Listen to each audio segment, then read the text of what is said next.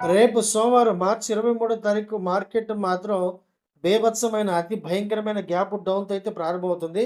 Nifty minimum to minimum 400 points నష్టంతోనే ప్రారంభమవుతుంది.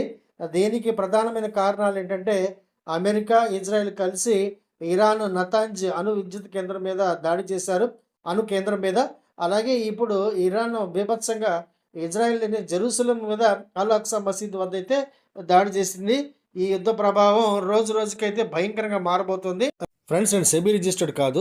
Video చూసినందుకు thank you very much. Video నచ్చితే కనుక తప్పకుండా లైక్ చేయండి, షేర్ చేయండి. రెగ్యులర్గా మంచి కంటెంట్ పొందడం కోసం మర్చిపోకుండా సబ్స్క్రైబ్ చేసుకోండి. అలాగే నోటిఫికేషన్ ఆన్లో పెట్టుకోండి.